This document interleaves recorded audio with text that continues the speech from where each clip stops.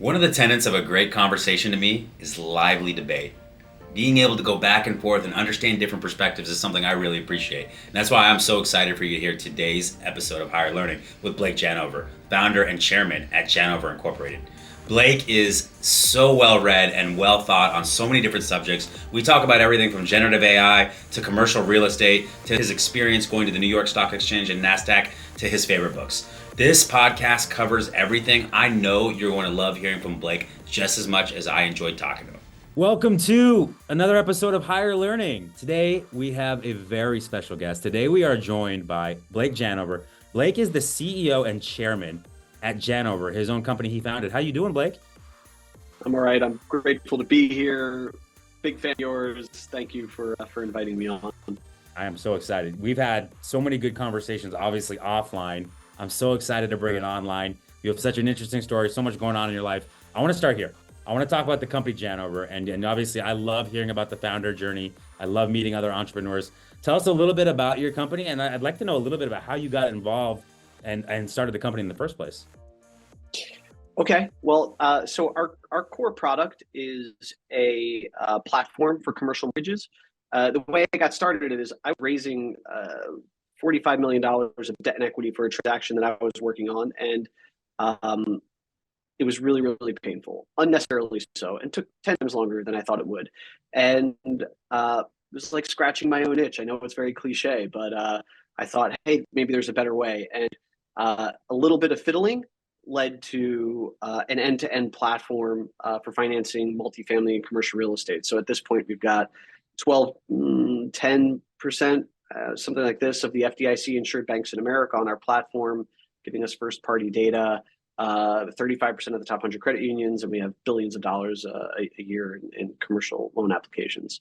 And I put my name on the door. You know, I'd like to say it's not ego or lack of creativity. It's social accountability. I'm all in. So, and the name says it. I love that framing. Yeah, because sometimes you'll see that people have a company, they name it after themselves. And listen, when we were naming MSH, and listen, a lot of people know this story. Make shit happen. That was something that we were very delivery focused, very execution focused. Back in 2011, we told clients make success happen because we didn't want to have a potty mouth at the time. But when I was thinking about the name of the company, there was a time where we were thinking about using our own names and kind of combining that together. But one of my thoughts at the time was, I want to grow this into be a really big company, and I want everybody to feel ownership over it. And if I give it a name that doesn't necessarily have a tie to me, then maybe that's more possible. But I love that because, yeah, you are all in. This is you got some social equity tied to it with your name being tied to it. And we're gonna get into it, but yeah, it's on the NASDAQ now. That's on a stock exchange. So that's amazing. And I gotta be honest, I'm a little bit jealous when I see the ticker up there. You got your name and your family's name up there. I love that. Now listen, commercial real estate, is that something that that doesn't strike me as the thing you kind of fall into. Is this something that's been in your family? Was that something that you got interested in early on? Or how did you get into commercial real estate at all that you were having to get that level of debt financing? So I was always a nerd. So I started off as a kind of a hacker, late 90s, like a self-taught software engineer when software was just starting to be a thing. And I was actually, at the time that I got involved in real estate, I was maybe 19, 18, something around this time. And I was writing trading algos for a small family office.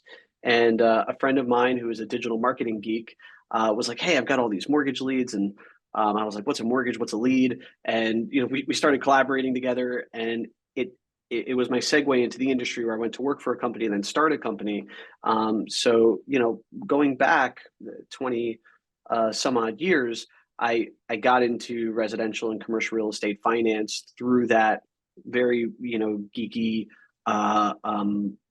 segue, and I built a meaningful company, hired all my friends, made real money, made real impact. I was super innovative, thought I was the smartest guy in the room, but I was an arrogant 20-year-old riding a wave, and when the GFC happened, I got wiped out. But that was my entry point. So it's always kind of been there. So I've always been at this like intersection of techie, geeky stuff and commercial real estate finance. It's a weird place to be, but it serves me and our customers and employees and shareholders quite well.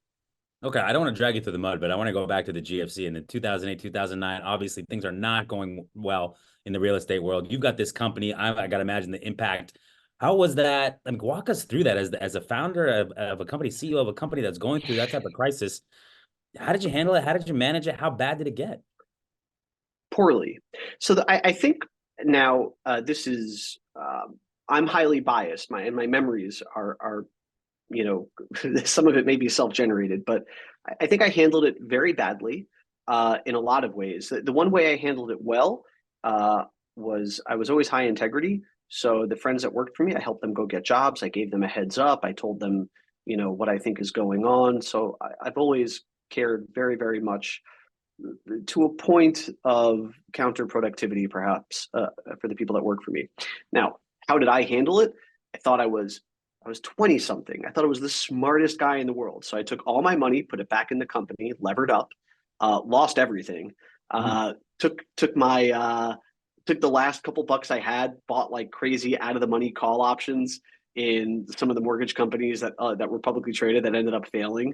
Um, I went all in, and not because not from a place of humility, but from a place of arrogance. And I got wiped out. Ultimately, I had to file bankruptcy as like a 20 something year old kid because I personally guaranteed everything. Um, Now, it's one of the best things that ever happened to me in retrospect. That's how all these things are. Uh, I ended up still running a commercial practice and ultimately ended up in the Dominican Republic running one of the bigger BPOs in the Americas and had all kinds of ups, downs, and adventures in between. But that was a painful time. And let me tell you, look, I was a lender then. I had a balance sheet and what have you.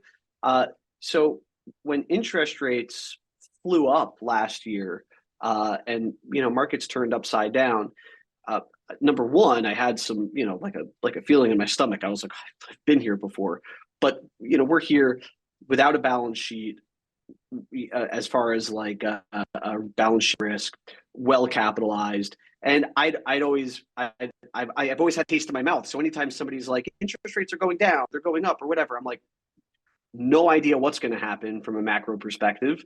Let's just be prepared for the worst and get after the best possible results.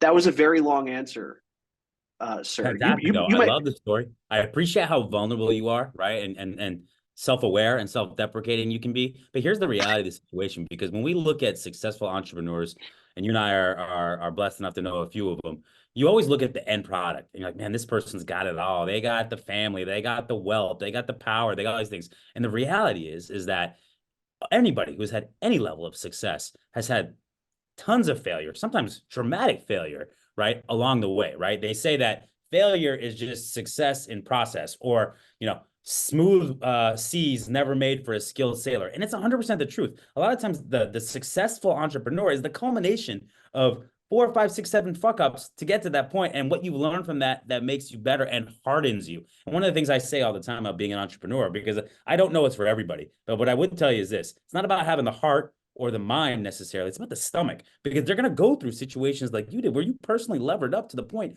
of bankruptcy and you had to rebuild it. And by the way, the success you've had today is very much tied to that failure back then. And I would tell you that, in anything I've done professionally in my career, I can look back at specific inflection points of when I hit rock bottom myself, both personally and professionally, and had to lift myself off the mat and get you there. And that, I think, is what ultimately makes for a successful entrepreneur. If there's anything I learned from last year, it's, people always used to say, just don't quit, just don't quit. It's actually the truth. I thought it was cliche at the time, but the reality is all the successful entrepreneurs have just stayed in the fight. As long as you stay in the fight, you're probably going to be successful long term. What do you think about that?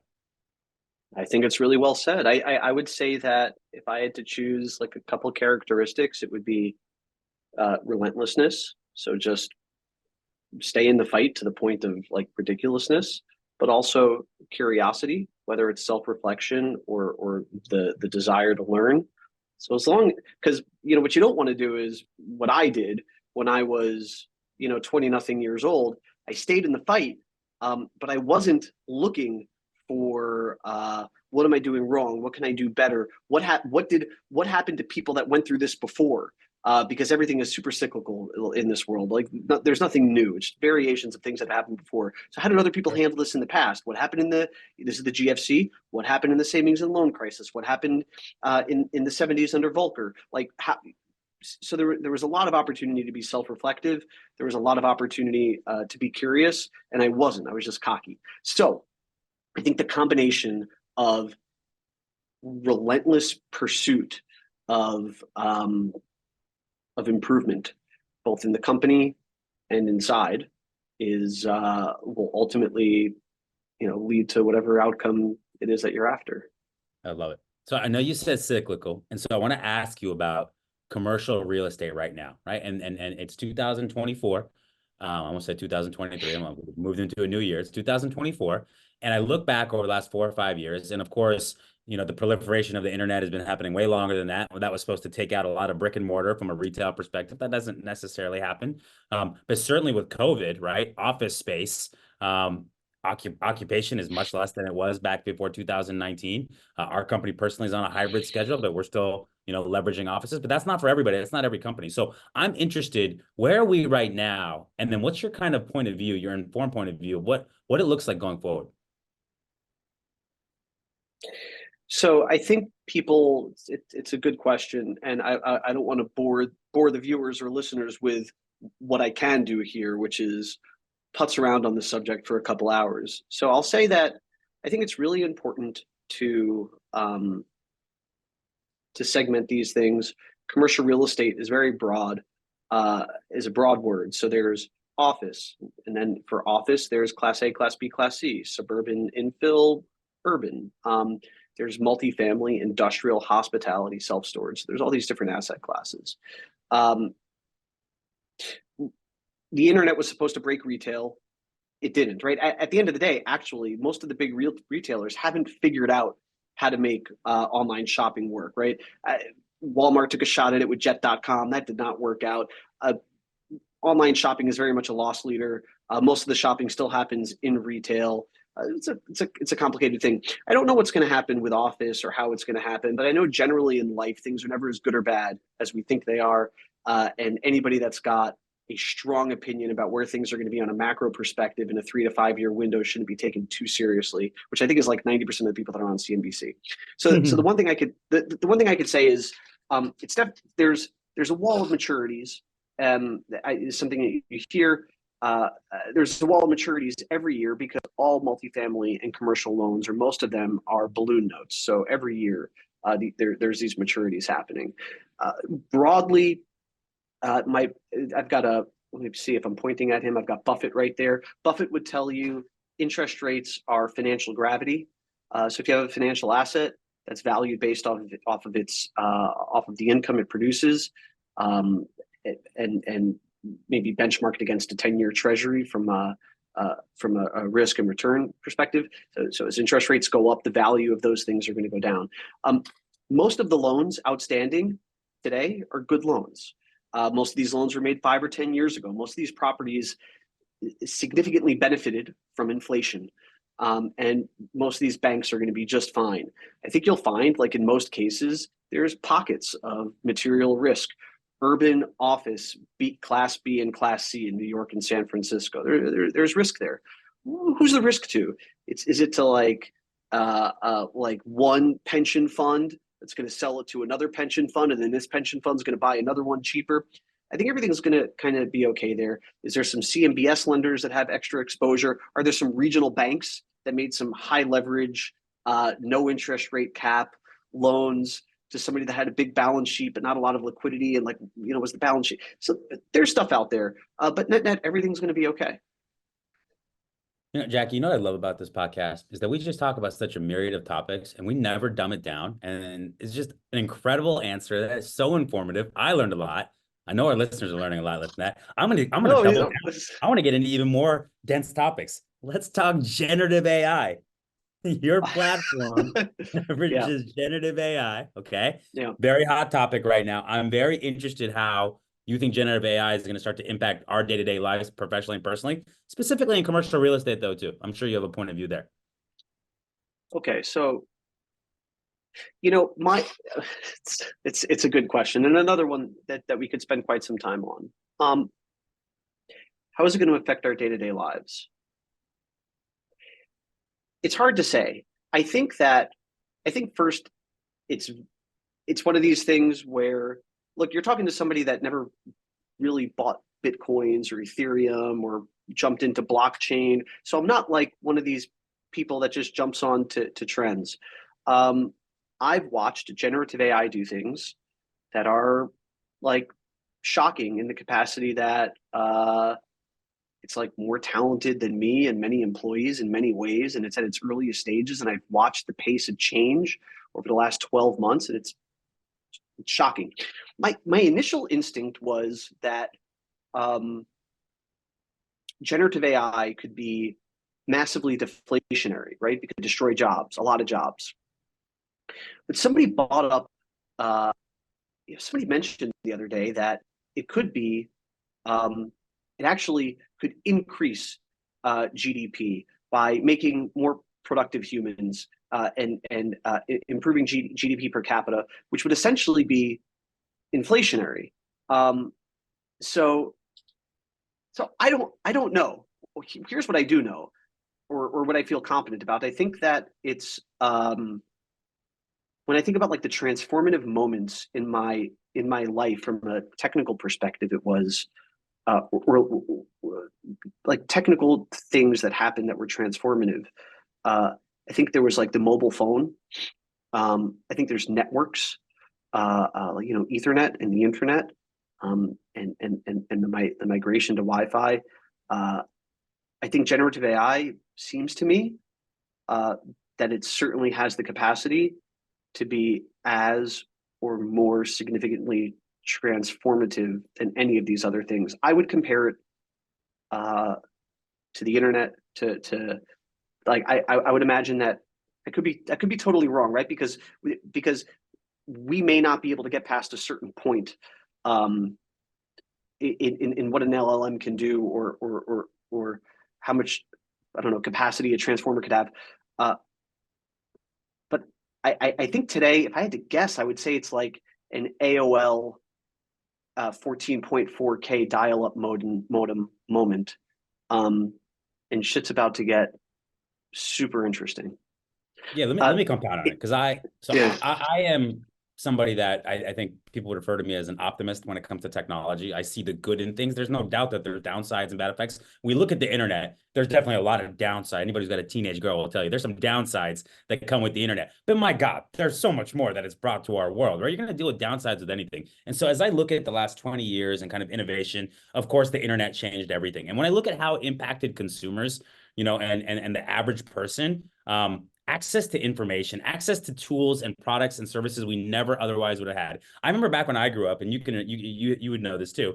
You know, back in like the 80s and 90s, like I'd be having a debate with some friends, be like, you know, what was the name of the person who was on Facts of Life? You know, the blonde one, and you'd be like, I don't know. I guess we'll just never know. And you went back on with life. And now that would never happen. You would literally pick up your phone and be like, oh, yeah, it's this person, and that's what it is, and you move on. Okay. So it for the internet changed everything from that perspective. I also look at, and you said Wi-Fi, the cloud really changed everything, right? Going away from on-premise hardware, the expense that comes with that, the commitment that comes with that, it allows us to access things faster, cheaper than we ever be able to, spin up companies faster than we've ever been able to. It's whether consumers realize it or not, it's completely impacted the way that we work and we live in many, many ways, right? And now we have AI and generative AI. And what I think the initial impact is going to be for the average everyday person is, you know, we all go into Google and type something up, right? I want to find out about this. This is going to make it much more focused, much more targeted. You're going to get way better information way faster. And a lot of the things where you have to go to multiple sites or do validations, AI and LLMs are going to eliminate that. And that's just a very initial way. But I am of the belief that it is going to be inflationary from this perspective. Okay. We can talk about how it's going to replace 30% of jobs. And my strong belief is people who do not adapt to AI and learn it are going to lose jobs. That's just going to happen. Okay. So you have to adapt, much like you had to adapt to the internet and the way that worked. But for the people who do that, it's going to make them 30% more productive. It's going to take a lot of the tasks that we spend so much time doing, right, that aren't really worth our time. And we can be more in the thought leadership space, in the, strategic space, in the space where we're doing the things that really drive the purpose of our work, really drive the point and emphasis of the work that we're doing. So my take is, much like, when the car was invented, it's like, oh my God, what's going to happen to all the people who drive buggies? Well, changed, right? But it didn't lose jobs. When the printing press and the manufacturing press came out, what's going to happen? Well, change jobs. Same thing here. There's definitely going to be things that are going to change. Professionally, the way we work, the way we get things done, the speed of way we get things done is going to change. But ultimately, I think it's going to add to our GDP. I think it's going to add to our workforce. And for people that adapt and don't act like dinosaurs about it, I think it's going to be a massively game changing in a very, very positive way. Now, I lean optimist. There's some downsides too, but that's my kind of overall view. I could jam on this for a while. So like, yes, and that's assuming that we don't cross into AGI, and we don't know what happens there. And just the one thing I'll challenge, because I agree with all of that, is that we're thinking from a base of biases that we have on everything that we've seen from a history of innovation. Nobody that was logging in to Alta Vista or whatever, 20 some odd years ago, would think that AWS, the cloud, Stripe, same day delivery, Wikipedia, like these things were like not even conceivable. Satellites in space shooting internet down to us. So I guess what I would say is that we are absolutely limited in what we could predict, because this is a seismic change. This is a order of magnitude change. So like just crazy ideas. I like to buy books, but generative AI isn't too far from me saying, hey, write me a book about XYZ in business. Write me a history of Israel. Write me a book about Donald Trump, but I want it biased towards one side or the other. Make the case towards one side or the other, whatever. I think we're up against, you mentioned strategy. I think I'm smart and creative and interesting, but I have conversations with the AI, like sitting there, and it's able to come up with things that are very high EQ and high IQ. And it's the thing is, and I'm net optimist, but the thing is, we're in such early days. Whatever we're putzing around with, write this legal contract for me, do this thing, review this, review that. What do you think about this? Give me some name ideas. Super cool, but we're just scratching the surface. I have no idea where this is going to go, but it's the Industrial Revolution, and it's going to be good for us unless it ends us. Yeah, well, two things, and then we'll move on to the next subject, because I do enjoy the conversation. So two things. One is what I think is happening over the next 10 to 20 years, because we always overestimate the rapid rate of change in the amount of years versus decades, right? And so at the end of the day, what I want a lawyer, okay, that's not AGI, okay? I want a lawyer, though, that has access to AI to look at all the different case files and all the different things in the world to look at, parse through, and make the best defense for me, because they leveraged AI to get all the information that they never would have had access to otherwise. Same thing with a doctor. I don't want the AI making the diagnosis of me. We all know that there's flaws, and because there's biases in algorithms. There's lack of There's biases in people. There's biases in people. Okay. Sorry. I want human intervention at this point. Like I don't. Because listen, it's only as good as the information is being fed. And so you heard about those lawyers who got disbarred because they took cases on case studies that AI gave them, ChatGPT gave them, that didn't actually exist. Now, you're assuming a world where we get to perfection on that. I don't think that's going to happen. And what I think is going to happen is that LLMs are going to become subscription-based or proprietary. And so you're not going to be able to pull from all the different places in the world, right? And so what I want is human intervention with the amplitude of AI helping them make those decisions. And I actually think that's what's going to happen for the next 10 or 20 years. Now, going to AGI and the idea of robots and things taking over, we invented the nuclear bomb back in 1930s, 40s, right? We all seen Oppenheimer. We know how it goes. We haven't blown ourselves up to bits yet, even though, and what happens? Why? Because over time, the technology advances and we put controls in place, and the greater good, I think, of humanity ends up winning most of the time outside of a bad actor who could end everybody. I think the same thing will happen with AI. I think we'll put regulations and compliance in place as it innovates, and we'll get to a point where I don't think it's going to be the end of the world. Now, will there be downsides? Will there be situations and deaths and things? Probably. But we accept the downsides that come with the massive upside with any type of innovation. So we don't know. I'm not pretending like I know. But you said earlier, let's look back in the 70s and let's look. I'm looking at technology innovation leading up to this point and what's happened and how we've dealt with it and how we've evolved and assume the same thing is going to happen here. Hope the same thing is going to happen here. And if I'm wrong, well, then we all lose, right? Well, change the subject. I just want to drop two bookends on my end. Yep.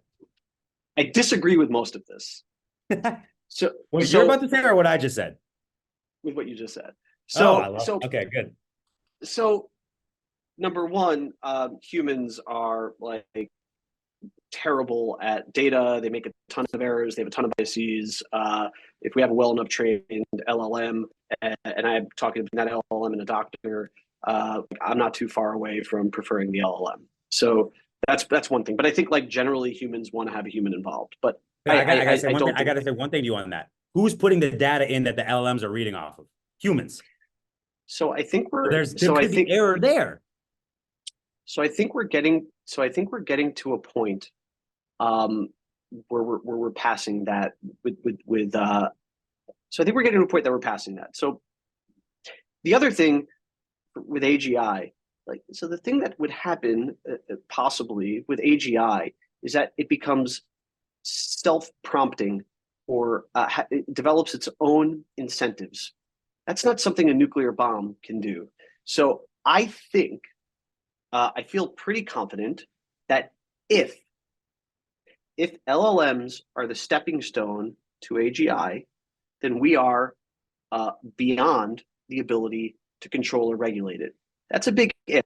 I don't know if LLMs are the stepping stone to AGI, right? There may be some massive leap that has to happen in order to get to that AGI point. If LLMs are the path to AGI, there's no amount of regulation or anything that we can implement at this point to align it to our interest or control it with the amount of open source data that's already out there.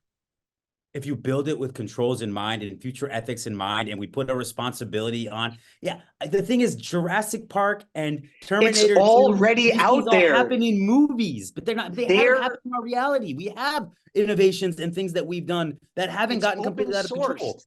I believe that humanity governs these things much better than we give credit for. I really do. That's what history said. That's my take. All right. You know what? I'd love to bet you on it, but unfortunately, if you win, the world's over. So I can't really collect. No. I don't think that AGI means the ends of the world. I just think that if LMs lead to AGI, we have like controls and thing we have. So we're either going to end up with somebody that's benevolent or somebody that's and we just hope that we have like a benevolent AI that treats us well. But LLMs might not be correlated with AGI. So, Jackie, I think I should start a commercial real estate and technology podcast. This is going great. I love this. All right. We're probably going to have to edit some of this because I don't know that we're going to have a 3-hour podcast, but let's keep going. Why not? I will listen to you talk for 3 hours. Let's let the people decide. Lex Friedman. Democracy. Lex does it all the time. We're running out of battery. No, we're good. All right. I got to ask you this, and then we're going to move into hiring. I promise people this is a hiring podcast. We're getting to it. You had an incredible experience about a month ago where your company went public, but you actually went and rang the bell and did the whole show and dance. So what I want is, you told me this when we went to dinner the other day. I want a little bit behind the curtain on what it's like when you are on one of these show tours where your company's going public and you're ringing the bell and you're doing all that. it was crazy. So the head of NASDAQ Capital Markets texted me like on Wednesday, and he was like, "Hey, could you make it up here on Friday to ring the closing bell?" And I was like, "So." And I told employees, advisors, board members, and like whoever could make it made it. We all flew out, but there's like a huge list. Like, we need to know who's going to come. How are people going to show up on stage? We need all these images, all these things. It was the NASDAQ has two functions. They're the marketplace for publicly traded NASDAQ companies, but they have the most unbelievable professional production capabilities I've ever experienced in my life.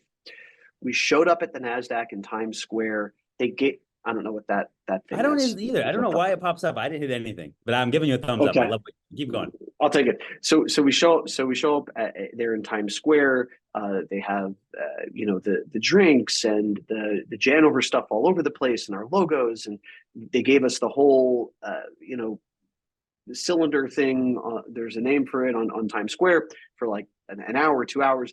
We go in. There's a huge production, very high energy. We're watching on all the screens as they're yes, yeah. There's that's the cylinder right there. Yeah, so they did there's a name for it, and I feel like such a dummy for not knowing it. But we're all on stage, and we're watching CNBC and Fox and Bloomberg, and we're all up there, we're cheering and we're screaming, and there's a countdown, and they blow the confetti in your face, and there's so much adrenaline, and then I ring the bell, sign it, and then they take us outside to Times Square, and they play it all back on Times, like in Times Square, the speech, the video, pictures of everybody that came up on stage. So everybody's got like a picture of themselves, and they like rope off part of Times Square so we could watch it. It was especially magical for me because look, I bled for this thing. My name's on the door. I had my father and my wife next to me. I think they might have had an even more touching moment than I. And it was sharing all of this with everybody, with employees that worked inside a closet. Like, we grinded it out, and it was and for us it's just the first inning. This isn't an exit for me. I didn't take like chips off the table in the IPO. For better or worse, I'm in, and we're just getting started. But this was a very, what was it, Jay Black and the Americans? Who did this magic moment? It was a magic moment. Love it. I love it. I appreciate you giving us that insight. I mean, it gives me tingles just hearing about it. Obviously, a You'll bucket do it. list for that. I hope one day, if I'm up there, buddy, I'll make sure I get my name on the cylinder, and then I'll text you what the name of it is, just so next time you're on a podcast, you can make sure you get it right. You could just invite me. You can invite me. You're allowed to invite like you're there. people. You, mom, dad, and Blake. All right. Well, Blake, we got to talk a little bit about hiring. Otherwise, we're gonna get in trouble with our sponsors. So we're gonna start here. Okay. I want to know, you've hired a lot of people for your company in your day. I'd like to understand, do you have a core hiring philosophy? Yeah, so it's changed over time. I think having so I've always believed in having an authentic conversation. This is about me. This is about you. Am I talking to somebody that's self-reflective?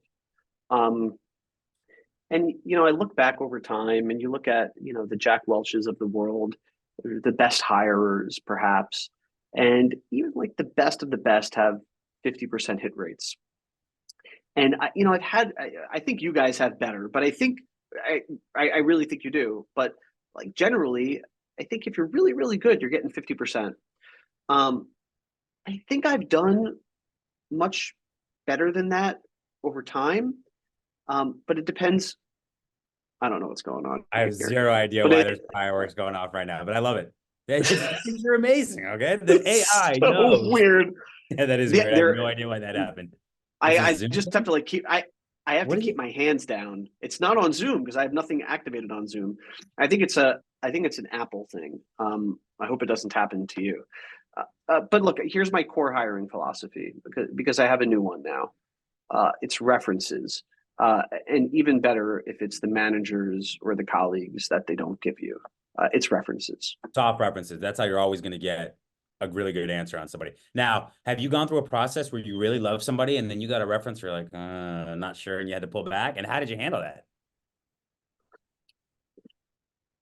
Yes. Because from the candidate's And perspective, it's disconcerting because they're thinking everything's going great. And then all of a sudden it's like, he's ghosting me. He's going cold on me, right? They feel like they're 17 years old again and they're not getting invited to the dance. So what do you say? What do you do? um, I had that happen recently, and I really I tried to validate the conversation with the candidate to figure out, because there's three sides to every story. Um, Synthesized it and decided not to go with the candidate. And look, so there's a there's a cost. So there's like an opportunity cost. If I don't hire this person and this is the right person, there's like a real cost there. But there's a very painful, tangible, uh, dangerous cost of hiring the wrong person. Um, and I'd rather not take the risk, if I've measured it a bit. So, I mean, you're absolutely preaching to the choir on that. There's a total bottom line impact. There's a quality of life impact. And it's not just for you and your company. It's also for them. When you bring somebody in who's the wrong fit, they're missing on the opportunity to find their right fit. And it's maybe even more significant cost for them. Because if they're back out looking for another job soon, who knows what they've got going on at home and how much more impactful that can be. So totally Yeah. agree with you. It's best just to, when you come to that point, sometimes it's tough, but you're making the right long-term decision for both parties. Do you interviews, any interviews and memorable interviews, anything that what makes an interview memorable for you? Is it a way you feel? Is it, having it at a lunch rather than in an office setting? Like what are memorable interviews to you? You know, Looking back, it's not the interview that's memorable in a vacuum. It's always what the first days and weeks look like against the backdrop of the interview. Ooh, so onboarding, And how that validates or devalidates what you heard in the interview is what I'm hearing. yeah, so I don't know if this is a question you're going to ask, but I'm just going to say it. So I remember, I just want to be careful about how I word it. But I remember having a candidate that there was one red flag. There was one red flag that um, I never negotiate on. Um, and this candidate had that red flag. However, they had the most amazing references ever, and interviewed with like everybody, my mentors, advisors, everybody. And it was like, you know what? This person's so good. Gotta do it. And the first day on the job, it was like, oh shit, this was a bad choice. And just just a totally different human than the one everybody had been interviewing. And um, this is actually like one of those moments I look back on anytime I'm like willing to compromise on something with a new hire. I'm just like, you know what, but I can't run the risk. Also, it depends how senior the person is, right? So the more senior the person, the larger the risk for the organization and that person. The more junior the person, uh, the more room there might be to coach or whatever. But culture is a very culture is a really important thing to try to measure for. And if there's like a cultural misalignment, it's generally not worth the time. Like, I'm not sure I heard anything you said after the red flag because I've just been trying to figure out what is he not willing to say that, the mystery of this is so enticing. Is somebody going to know if you say it, or is it something you don't want to give away for interviews, or? Um, yeah. So look, so something that I kind of automatically disqualify is if somebody has had a lot of jobs for like a Short amount year, of time. 6 months, a year and a Yeah, half. listen, I want to Just talk about that because I think that is a very common thing. And So here's the thing. I find, and I've said this before, I find the resume to be archaic and disqualifying and not really lead to meritocratic hiring because we all have our preconceived biases when we look at certain things. Now, I will say this, okay? A lot of people are looking for heuristics and educated guesses when you're making a big decision on somebody that you're only getting a couple hours so you have to look into things, right? For example, I tell people this all the time when we're coaching them. If you show up 5 minutes late to an interview, it doesn't matter if you've been on time for everything else you've ever done in your life. They have no choice but to think, this person probably shows up late. If you cuss in the interview, okay, you might be, a nun the rest of the time. But if you cuss, they're going to be like, this person's got a little bit of a blue streak. I'm not sure about them. You have no choice but to extrapolate those things. So I absolutely agree with you in that looking at that and seeing a lot of jobs in a short amount of time is absolutely something that needs to be addressed. Where I would coach and guide people is don't necessarily automatically disqualify them because that's where it happens a lot. It's like I look at the resume, I see it. No, get them out of here. It sounds like you went through the interview process. I want to give a person the opportunity to explain what happened. Now, very rarely do I get an answer if they've had 3 jobs in 4 years that makes me feel warm inside. Okay. But there have been times where I'm like, hey, it was 2008, 2009, 2010. Here's what happened. My mom got sick. This happened. And then I've been in this job for the last 6 years and grown. All of a sudden, it's like, okay. So everybody's got a story. Everybody, and I just want to hear what's your story and explain why. If you make me feel good and warm inside after that, okay, we can keep talking. If it kind of sounds like BS or it sounds like it was everybody else's fault, you're probably reaffirming what I thought when I made that educated guess. You with me? So yeah, so two comments. One, you asked my system, so references, but more than that, it's always referrals. So if it's somebody in the company that's a culture fit, recommend somebody else that they say is a culture fit. That works really well. Always pays off. Yep, totally. I agree with your comment 100%. And the one place where you know, where I think there's a challenge is if you're in a small organization, and you don't have a professional a recruiting firm. You've got one person on HR or something like that, and you get 300 resumes. You need a heuristic to narrow it down. So for me, it's the perfect heuristic in that context. If you're resource constrained, you've got way too many resumes. How do you find like the best 20 or 30 people instead of the best 100 or 200? Now you'll absolutely lose star candidates because I agree with what you said 100%, especially in the last 4 years with COVID, interest rates, like the world was crazy. So companies went out of business. Like I agree with you 1,000%. And I think that in a bootstrapped org that's small, and you're resource constrained, you need some basic heuristics. And I think that's like our go-to. I love where your head's at with that. If only there was a software that existed that could make it. Jackie, hit the fireworks. Am I getting fireworks? No fireworks for me. Okay. I'm totally with you. I do believe technology can fix some of those problems. I agree. I really, really appreciate the point, though. Let me ask you this. Do you have a favorite question? A favorite question that you love to ask in interviews? I ask, what are you reading? Ooh. So what happens if somebody says they don't read very much? Because I've gotten that a couple of times, and I don't know if I'm just old school and I love to read and more people are into scrolling Twitter or whatever it may be. But what happens if they say they don't read very much? Is that an immediate knockout for you? It depends how senior the position is. And then it's a follow-up of, all right, tell me what kind of stuff you consume.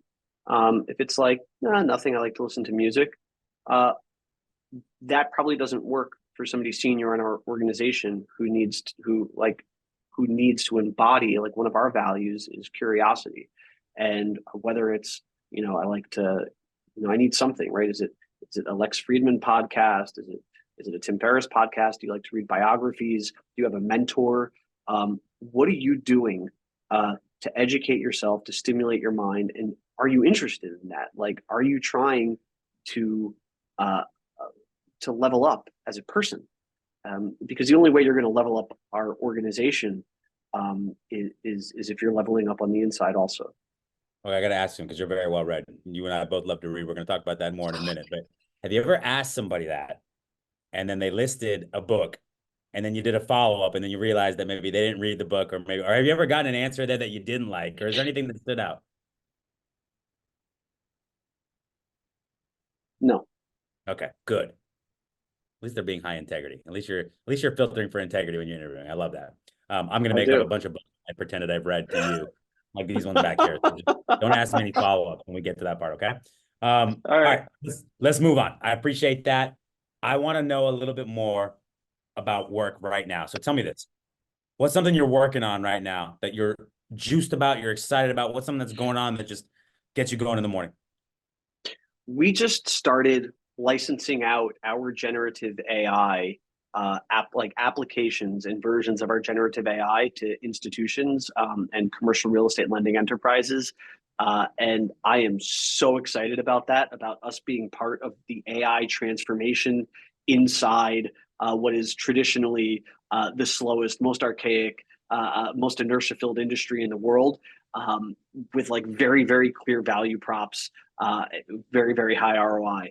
And I love the idea of migrating our top line more and more towards software and subscriptions, and being able to add such significant value along the way. So I'm just fired up about the usefulness and productivity of generative AI in very, very targeted applications and transforming a pretty slow to change industry. I love that. I find it very interesting that we were talking earlier about the dangers of AI, but now we're on, hey, there's some powerful things happening here. It's amazing. You know what? The best thing is that it's going to impact and disrupt industries that are overly bureaucratic, overly administrative, overly resourced, and streamline and make them more optimal. Government is maybe something that should be looking into generative AI as soon as there's the fireworks again. I love this. I can't wait for breakout videos. We absolutely have to have breakout videos with fireworks. Okay, I'm going to ask you about a LinkedIn. Yeah, we already talked a little bit about the IPO and the NASDAQ. So I'm going to ask a different one. 3 highest impact daily exercises. You remember what you said? That's an old post. That's an old you remember post. what you said here? No, but can I guess? Yeah. Is it physical exercises or there's no, this ain't trivia. I'm not helping you. You got to name all 3. Come on. So reading, if it 1. Okay. It's an exercise. How Think old about is those this big post? biceps you got. Well, it's pull-ups, but how old is this post? 1 year. Shit. All right, look. So physically it's pull-ups, for sure. Okay, we got pull-ups, we got reading. What's the last one? I want it to be writing. It's kindness. Oh, I'm so good. Oh, sweet. I'm do you remember best. how you were feeling in this moment? Obviously very grateful and flexing on the buys too. Like, how are you feeling when you wrote this? Why'd you write this? Okay. How was I feeling when I wrote it? I guess I'd recently been the recipient of, some kindness or perhaps been on the other side and felt really good. And I thought about kindness as an exercise, and then I thought about I'm full of shit right now. I don't actually recall. And then if it's why did I write this? I have these moments where I'm like, people follow me. Should I share something that's meaningful to me? And 9 out of 10 times I'm embarrassed and don't do it. But I guess you identified the moment where I was embarrassed and I did it, and then you did this. So thank you. This is where I would usually make a joke where I'd say something along the lines of, like, I know whenever anybody does something kind for me, my first thought is to go to LinkedIn and make sure I post about it. But I literally post on LinkedIn so much that people will mute me. So I actually can't make that joke at all. I actually am like have lunch and I post about how it made me reflect on life. So I'm not the one to I make love the that. joke. I love it. I appreciate it. I think it's a great post. All right. Here's a question everyone's been waiting for. What are we reading right now? What's some good books? What are your favorite books? What do you recommend? Okay. Well, I recommend here's what works for me. I think it's important for me to have a lot of genres. Okay. Podcast, okay. Well, for science fiction, I recommend Dune as a starting point. For historical fiction, I recommend Shogun as a starting point, about feudal Japan. And then if you want to read that book, I'd follow up with like Dan Carlin's Hardcore History podcast and hone in on the war in the Pacific as an interesting follow up. Though Tycho is a good follow up to that. I think The Big Leap was the biggest most significant personal development book for me. What was it called? The Big Um, what? The Big Leap by Gay Hendricks. What is it? So this is What does it entail? What is the book about? uh, so it has a few interesting frameworks. One of them was about kind of self-sabotage and the subconscious things that we do to self-sabotage ourselves. He calls it upper limiting behaviors. Also about the different zones we operate in. That we have this zone of incompetence, competence, excellence, and genius, and a lot about how to be in your genius and things like that. Um, I think as a work of fiction, The Old Man and the Sea is as good as it gets. Hmm. I think Papillon is my favorite autobiography. I think there's a lot of good business books out there, even though they get a lot of like people give them a lot of shit. I'll give it to Jim Collins, Good to Great, just for introducing things like level 5 leadership, the I flywheel, have stuff like that. that. I actually It's a reread that last month off of a recommendation. I've read it 3 times now. And then you know what's funny is great books are great books. But man, is it like when it finds you in the right moment of your life, kind of like a spouse or a partner, right? And like I read From Good to Great before I started the company. And then I read it very early on. And I was like, this is a good book, a lot of good principles here. I really like it. And then I read it most recently as I'm going through that actual time in my company. And it really was just a different experience reading the exact same words over again, but just being at a different point in my life and how I took it in and how I reflected on it. And I'm somebody that writes in my books and things like that. And I realized the first couple of times I had read it, I had not really written many notes. And then this time I was all over the place. So just an interesting comment on that book. I love that book. I think that I could, I think people are willing to rewatch a TV show or a movie. Why aren't you willing to reread a book? And uh, I'm far more inclined to reread a favorite book of mine for the fourth, fifth, or sixth time than I am to start something new. I'll tell you a book hack that I have, um, which helped me get from like a few books a year to 50 or 60 books a year, and Oh, now shit. to not now to unknown because I've got some dozens of books open at any given time, like 30 or 40 or more. Um, I was listening to I was either listening to Naval Ravikant or maybe I was reading the Almanac of Naval Ravikant, which I think maybe Eric Jorgensen wrote, but I might be making that up. And he uh, and he was talking about all the books he was reading, but he was like, I have no um, I don't need to finish a book. Like Mm. I could start it, skip through, not finish. This changed my life. So Yes. as a Jew, I'm like, there's guilt, right? Like I feel guilty about everything. So I would feel guilty uh, to not finish a book. So I would either force myself to finish it, or I would just stop reading until like I was ready to go back and finish it. Now I, no exaggeration, 100, 200 books that are anywhere from 1% to 90% done, and I don't care at all. I read to read. Let me As it's compound just on that. There's a couple of different things. Ryan Holiday actually says this a lot, and it's something I started I doing. love him. Yeah, I do too. Egos the Enemy is a great book. Obstacles the Way, another great book. Obstacle is the way.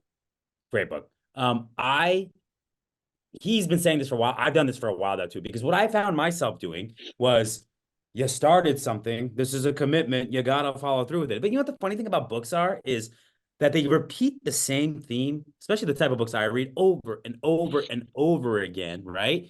And so it's like I got the message. I picked it up. And so actually, and you're gonna disagree with me on this, and that's fine. I don't read I don't read fiction. I actually don't reread a lot of books. I never rewatch TV shows or movies. And here's why. I have, and this is not the right way. This is just silly things in my head. I'm a big growth mindset person. I want to keep growing. I want to keep learning. And I feel like the half-life of what I learned the second time, third time is a diminishing return on the time I expend, where I'd rather find out about something new. Good to Great is an exception there. But I almost never rewatch movies. I saw it once. I don't need to say it a second time. Almost never rewatch TV shows. Books from time to time if I really need to re-understand something or I'm in a different time in my life. But for me, I want to read nonfiction, biography, books that I'm consuming it and I'm learning and I'm getting better from it. I feel it in me. But to your point, I got to a point where I would read half a book and I didn't feel bad. I'd move it to the side. I want to go back and I want to look at some of the books I've got here. These are like 1/20th of what I have. I'll tell you one that I read recently that's going to go back to our first topic. Abundance Have you read that? It's about It's on my technology list. optimism. You need to read It's it. on my Good. list. How to be a I'm stoic. not I'm not pessimistic about technology. I'm just concerned. I got What you. book? Okay, I'm gonna pick three right here. I just picked three, and I'm gonna recommend them for our people here. How to be a Stoic, Stoic philosophy. Your boy was into this before it was a trend. Okay, I love Stoic philosophy. I believe in it. This is a great book by Massimo Pigliucci. The Infinite Game by Simon Sinek. Big Simon Sinek fan. Always talking about we're playing infinite games rather than finite games. It's not about winning or losing. It's about the game itself. And then Grit by Angela Duckworth. Obviously, very good book. Study on persistence and perseverance and the things that make us who we are. So if anybody was looking for some good book advice, I think we just listed 10 books there that potentially could change your life. I got one last question before we finish. What's one bit of advice, career advice or otherwise, that you would give your 20-year-old self, or maybe somebody early in your career listening to this, that you didn't know then, but that you know now? Learn from others. Learn from others. Learn from the mistakes of others. You don't have to make the mistakes yourself. I love that. My mom used to say that. She used to tell me, smart people learn from their own mistakes. Geniuses learn from the mistakes of the people around them. I always remember that, good and bad. Blake, you are by far one of the smartest people I know, definitely one of the most well-read. And I always enjoy our conversations. I know this is not the last of them. We've got many to come, but I really appreciate you coming on the pod. I had a great time. This is awesome, dude. Catcher. For the Thank you. fireworks. All right, man. See you later. Later, man. Later, buddy.